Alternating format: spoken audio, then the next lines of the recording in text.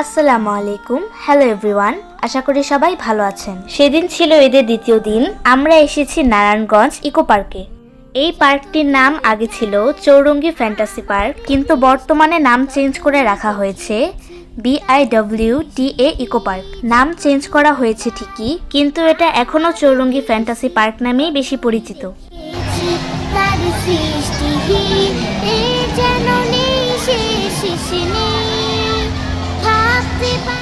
Guys, আমরা এই পার্কে আগেও এসেছিলাম, কিন্তু রিহামণিকে নিয়ে এই প্রথমবার এসেছি।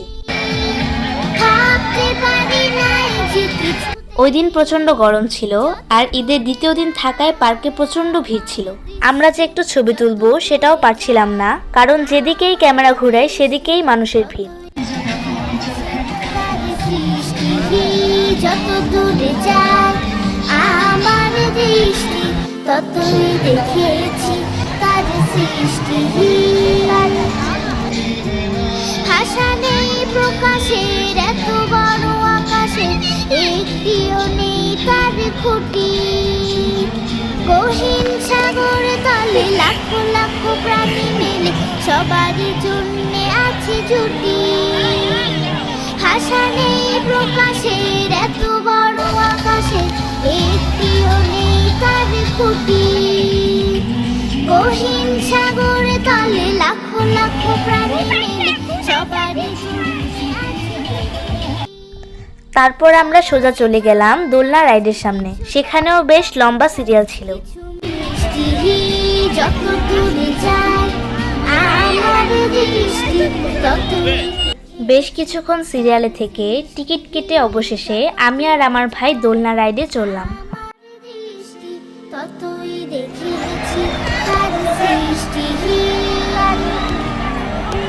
হাঁসগুলো ঝাঁকে ঝাঁকে খাইয়ে বিলে ভেসে থাকে, সন্ধ্যায় ফেরে ঠিকানা।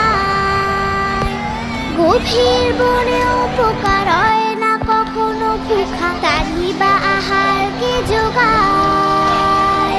হাঁসগুলো ঝাঁকে ঝাঁকে খাইয়ে বিলে ভেসে থাকে, সন্ধ্যায় ফেরে ঠিকানা। গভীর বনেও উপকার হয় না কখনো ভুখা, তারই বা রিহামণিকে সাধারণত বাইরের খাবার দেয়া হয় না, কিন্তু আরেকটা বাবুর হাতে চিপস দেখে রিহামণি কান্না করছিল, তাই আব্বু তার জন্য চিপস নিয়ে এসেছে। অতিরিক্ত গরমে আমাদের কোনো কিছুই ভালো লাগছিল না, বারবার ইচ্ছে করছিল বাসায় চলে যাই। আমার দৃষ্টি ততই দেখেছি তার সৃষ্টি। পরে আব্বু বলল, চলো আমরা কোথাও একটু বসি। তারপর আমরা একটা ফুচকার দোকানে বসলাম। তারা আল্লাহর নাম, আমি কেন তাকে ছাড়ি, করি শুধু বাড়াবাড়ি, অন্যায় পথে অবিরাম। সকাল সাঁঝের পাখি করে না তো ডাকাডাকি, চপে তারা আল্লাহর নাম। আমি কেন তাকে ছাড়ি, করি শুধু বাড়াবাড়ি, অন্যায় পথে অবিরাম। অথচ আমার নাম সবার উপরে, আমি সেরা সৃষ্টি। যত দূরে যায় আমার দৃষ্টি, ততই দেখেছি তার সৃষ্টি। যত দূরে যায় আমার দৃষ্টি, ততই দেখেছি তার সৃষ্টি। যত দূরে যায় আমার দৃষ্টি, ততই দেখেছি তার সৃষ্টি। ফুচকা খাওয়ার পর আবারও আমরা পার্কে ঘোরাঘুরি করছি। অন্যান্য রাইডে যে উঠবো তাও সম্ভব হচ্ছে না, কারণ প্রত্যেকটা রাইডের সামনে প্রচন্ড ভিড় আর লম্বা সিরিয়াল। তারপর আমরা আসলাম একটা ভাসমান রেস্তোরাঁতে। এখানে অবশ্য আমাদের খুবই ভালো লাগছে, কারণ এখানকার পরিবেশটা ছিল খুবই ঠান্ডা। অসহ্য গরম থেকে ঠান্ডা পরিবেশে এসে শরীরটা হালকা লাগছে।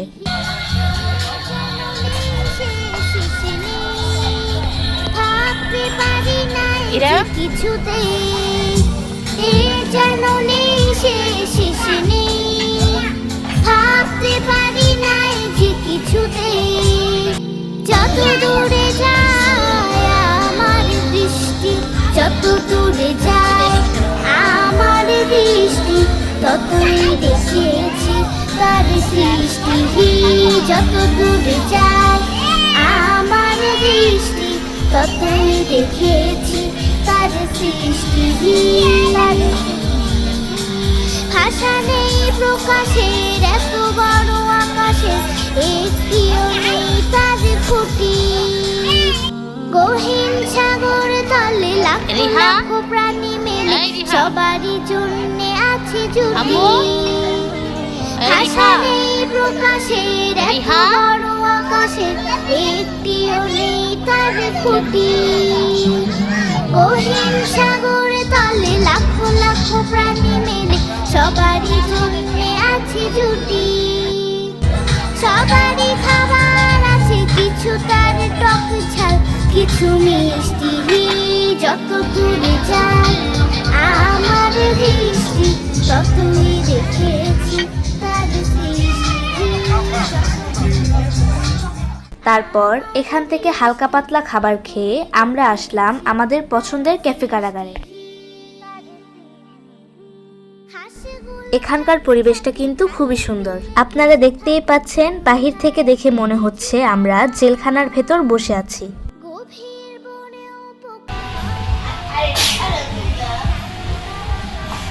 বাবা বাবা বাবা কি করছো? বাবা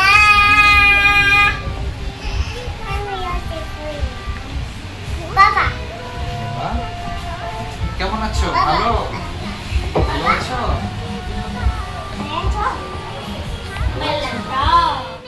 হোক রোদ হোক ঝড় হোক বৃষ্টি যত দূরে যায় আমার দৃষ্টি ততই দেখেছি তার সৃষ্টি।